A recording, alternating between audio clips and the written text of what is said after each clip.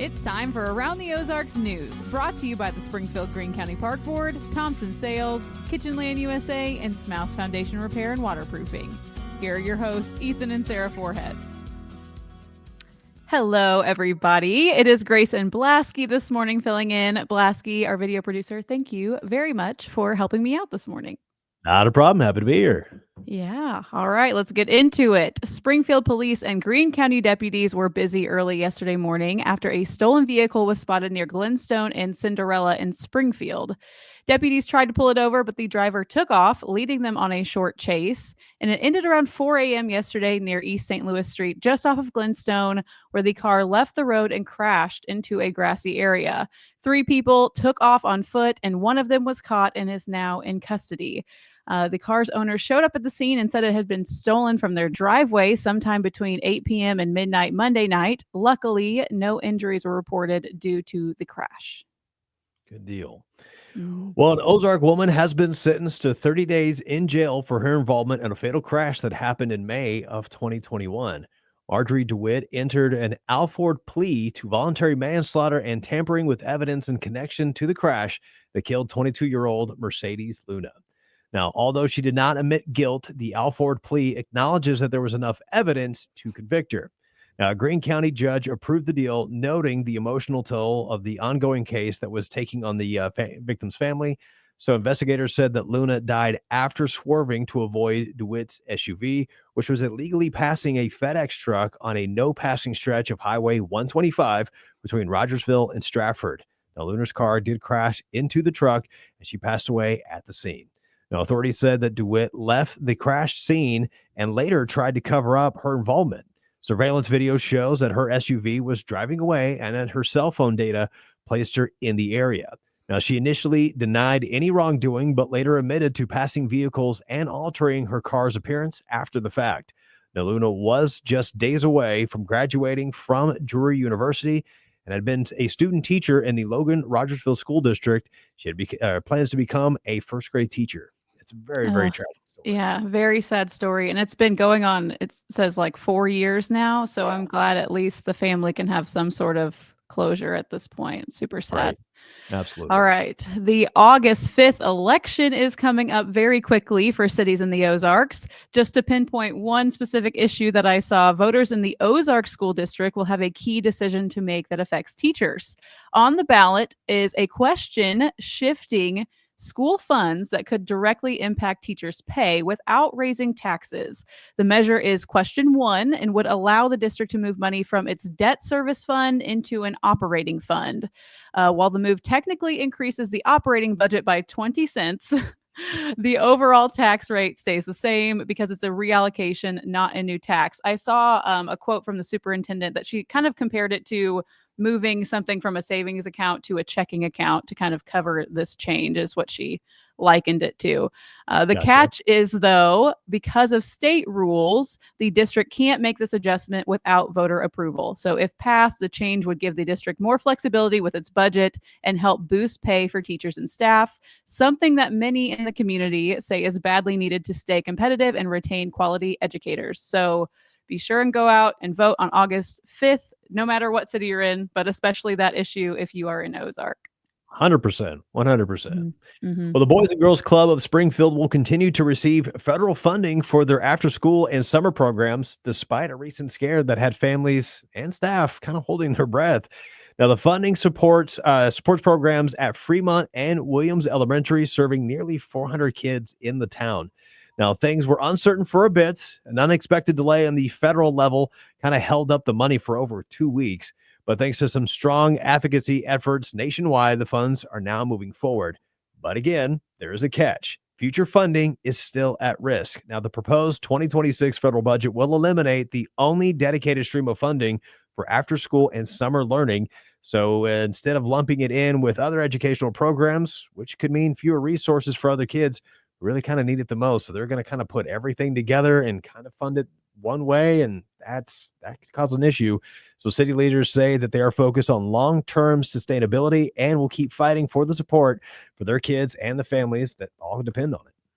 Yeah, the Boys and Girls Club of Springfield do amazing things. We work with them here and there. So I really hope that they can keep it going through 2026 as well.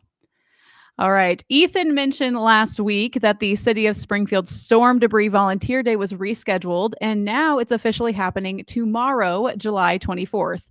The purpose of this workday is to assist residents who are physically unable to move the organic debris to the curb from all the recent storms. The deadline to request that assistance, though, has already passed, but they are still accepting volunteers to go help these people. So if you've already registered, you'll get an email from the city to confirm your availability for tomorrow. But additional groups and individuals can still sign up to volunteer, and you're encouraged to register for either a morning shift, which would be about 7:30 to 11:30, or an afternoon, which would be about 1 to 5 p.m. volunteer shift at one of the many rally points across Springfield. And if you're a volunteer, you'll get a free T-shirt and pizza. Because I a lot of things for a T-shirt and pizza, just to be honest. So Right? I am It's hard to enticed. pass up free food. Exactly. So if you want to sign up, you can go to cleangreensgf.com. And do your best also to stay cool while you're out there doing it this Mhm. Thursday as well. It's still going to be hot. We're still going to be in that heat advisory. So take Yes. caution while you're out there. Take breaks. Drink lots of water.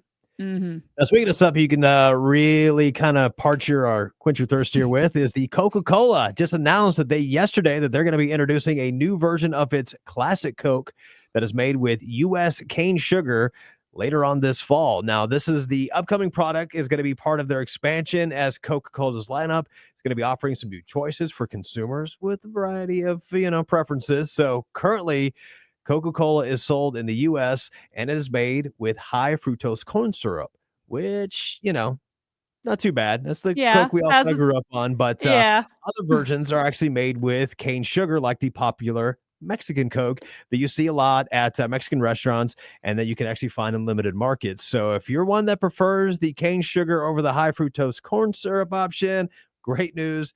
You're going to have your own soda coming very, very soon. And who Mhm. knows what might follow after this. So I've tried it, and I got to say, it's pretty good. It really Do is. you think it's better? Do you think it's better Yeah. with the real sugar? Yeah. I tried the 'Cause real sugar Pepsi some years ago, and I can't yeah, do it. I can't do it. But the you real can't do sugar, it?